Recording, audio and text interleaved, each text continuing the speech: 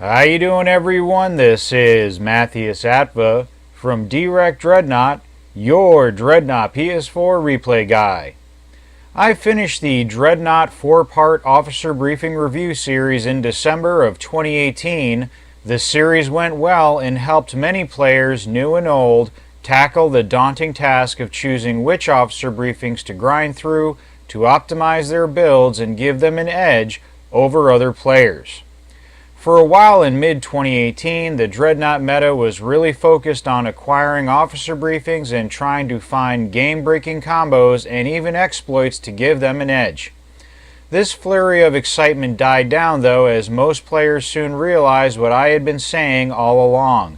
The first steps to kicking butt at Dreadnought are to master good basic gameplay techniques, to invest in several different ships, to know the strengths and weaknesses of all 5 ship classes in Dreadnought, as well as to familiarize yourself with all 15 ship models offered by the 3 megacorporations.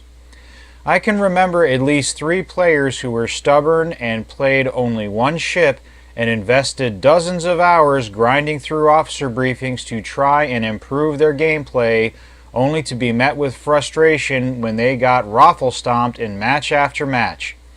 It's as I said before, a good player using the 101 officer briefings and basic gameplay techniques like good power management, good situational awareness, and making good use of the map and cover will beat a less experienced player with the best officer briefings every time.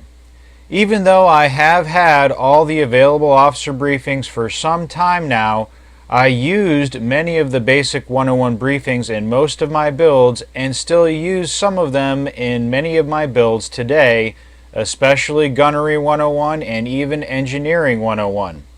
But I have had a good 5 months to play with the different combos and search for new ways to use officer briefings, and I wanted to revisit some of the briefings I wrote off as not worth your time and even useless. Also, some of the more popular officer briefings used in 2018 have lost some of their luster in the current meta, and some briefing combos are still going strong. So in the episode 5 of our Dreadnought Officer Briefing review series, we're going to take a closer look at these officer briefings. The main reason I'm doing this is that since I finished researching and upgrading all 15 Tier 5 ships in Dreadnought, I've finally gathered enough green credits and ship experience to start polling my subscribers and viewers on what builds and combos they want to see on the channel, whether it's to help their own gameplay or just novel ship builds for snaps and giggles. Right now I am posting replays of Tier 5 ships with my favorite builds that complement my playstyle, but with the current top 10 PS4 Dreadnought player vote going better than I expected, I thought future interactive viewer votes for things like ship builds and player gameplay advice might go just as well. So before we jump into revisiting some of the more underrated officer briefings that I found uses for, let's take a look at some of the combos that have stood the test of time. The first timeless meta combo I'd have to mention is Retaliator and Get My Good Side. Retaliator, which is acquired off the Tier 4 Jupiter Arms Jutland, has pretty much always been a staple briefing for Dreadnoughts and Tacticals. The more damage you take on your shields, the quicker your modules come off cooldown. Pair this with the easy to grind Get My Good Side found on the Tier 3 Jupiter Arms Machias, which gives you power whenever you take hull damage from your side arcs, and you've got a great combo that keeps your Dreadnought in the fight and delivering punishing damage. There are some other ways to optimize your Dreadnought, but for all starting Dread players, this is still the officer briefing combo to shoot for. The second timeless briefing combo I want to mention is one I use on most of my Corvette builds and many Oberon non-Corvette ship builds. This would be the easy to grind feedback loop found on the Tier 3 Jupiter Arms Palos and Navigation Expert found on the Tier 4 Oberon Medusa. Both of these officer briefings alone are awesome and well worth the grind, especially feedback loop. But combined, these two officer briefings exponentially benefit any ship that counts on mobility for survival. Nav Expert enables you to put power to engines while hardly draining your energy bar, and Feedback Loop feeds you energy whenever one of your modules comes off cooldown. I've even started activating certain modules like Afterburner and Anti-Missile Pulse at the very start of the match, just so I can get the Feedback Loop bonus started sooner. What a great combo. The third officer briefing that has really stood the test of time is Module Amper, found on the Tier 4 Akula Vector Blood Destroyer. Ironically, although found on a destroyer, Module Amper doesn't benefit most Dreadnought or Destroyer builds all that much. But Mod Amp works wonders on Ram, Slice, and most tactical builds. If your ship uses Ram or Assault Blink Warp, activating the Mod Amp and putting power to weapons just before your attack adds amazing damage that bypasses shields without draining your energy bar all that much. In Tier 5, Brutus Rammers and Slicing Corvettes can hit for 25 to 30,000 damage even if their targets have their shields up. Tacticals, who often depend on their modules for both damage and healing, also benefit enormously from Module Amper, especially if they are using Energy Generator. Now let's look at some briefings that have lost their prominence in the meta and probably aren't worth the grind.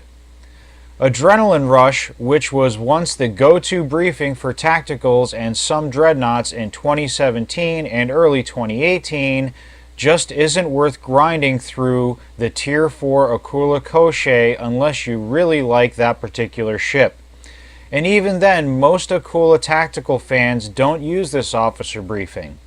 On paper, it gives you energy back when you're healing and need it the most, but in actual gameplay terms, this briefing usually activates too little, too late, and if the relatively weak hull of a tactical is already at 30%, Adrenaline Rush isn't going to save you from death.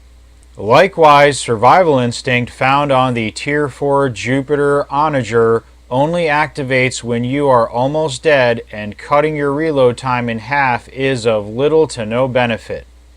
The new kid on the block, Last Resort, found on the Tier 4 Akula Voronezh Dreadnought, may have some interesting application possibilities on a couple of builds, but really doesn't give you a huge advantage on the battlefield and also causes players to intentionally drain their energy bar, leaving them open to counterattack. Lastly, a very popular officer briefing that used to be one of my go-to briefings for artillery cruisers and certain destroyers and dreadnought builds, Desperate Measures, found on the Tier 4 Akula Muromets, hasn't been holding up in my games the last few months. With nukes being so powerful and the high damage spike output of PS4 games when compared to the static and defensive gameplay style of PC, Desperate Measures often never gets a chance to kick in, and even when it does, players often don't have the time to react quick enough to make use of it before they find themselves respawning. Some more offensively focused, some would say kamikaze players, still swear by it, but I have since stopped using it on all my builds, preferring to replace it with more useful and utilitarian officer briefings. Now let's take a look at some officer briefings I may have overlooked or misjudged in my original officer briefing review series, or underdogs that have snuck into the meta of 2019. First, let's take a look at the obvious, Destruction Cascade, found on the Akula Vector Tier 4 Strybog.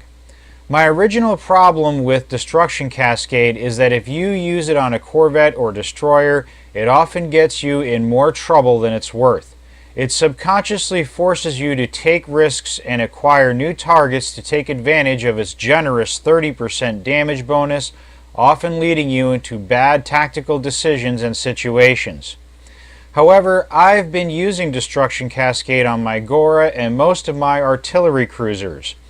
I find that artillery cruisers often have the best opportunity to quickly acquire new targets while staying in tactically safe situations.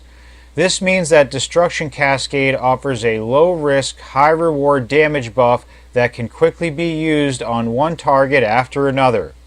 Likewise, my Gora, which finds itself engaging targets at a safe distance or can survive compromising situations, often makes good use of this officer briefing. While Glass Cannon is still a great briefing to be used on artillery cruisers, which delivers more consistent performance, Destruction Cascade gives you the opportunity to set up the most glorious and devastating kill combos. Next, let's take a look at a briefing I once called one of the worst in the game, which has actually improved my gameplay performance dramatically. Yes, that's right. I'm of course talking about the briefing I once called an abomination, Nerves of Steel. I started using Nerves of Steel on my favorite ship in the game, the amazing Jupiter Arms Athos, just to give it another shot. And while it really hasn't improved my kill count, since I've been using Nerves of Steel on the Athos, I simply can't remember the last time my Athos has been destroyed. At some point, my Athos playstyle became much more mobile, and using power to engines more, Nerves of Steel has gotten me out of many tight situations. When coupled with evasive maneuver, my Athos flies around the battlefield, weaving in and out of danger. Two players on two separate occasions said that my Athos, quote, moves like a Corvette, unquote, but the icing on the cake was when I started using Nerves of Steel on my Jupiter and Oberon tactical cruisers. These two ships are often staying with friendlies and depending heavily on shields, but when I need to cross a dangerous battlefield to heal a friend, or when I need to quickly leave when all my friends are dead, Nerves of Steel really steps up and delivers the goods. The problem most players have with using Nerves and powered engines is that they forget to move decisively. Often they keep power to engines while staying stationary to slug it out with other ships, and I think that's why this officer briefing got a bad rep. The third underrated officer briefing I want to mention is Reinforced, an easy-to-grind briefing found on the Tier 3 Oberon Series Tactical.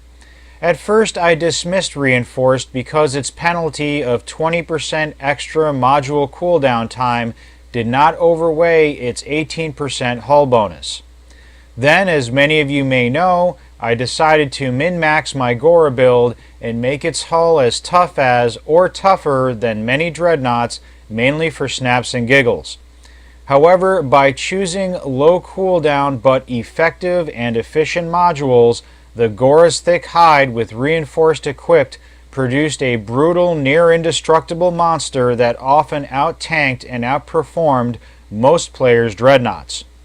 I started experimenting with Reinforced and found a way to work it into most of my other Aquila Vector builds, which have since caused several players to rage when they find themselves unable to kill me, even with rams and slices.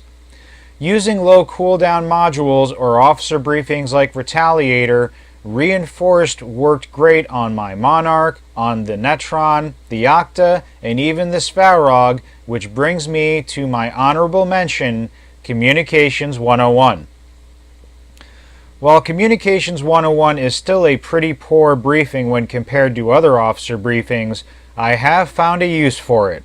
My Svarog used to use desperate measures, but I found it often didn't save me in tight situations on this ship. I tried Retaliator, but it too fell short. So I tried using Communication 101 to counteract the negative effects of Reinforced.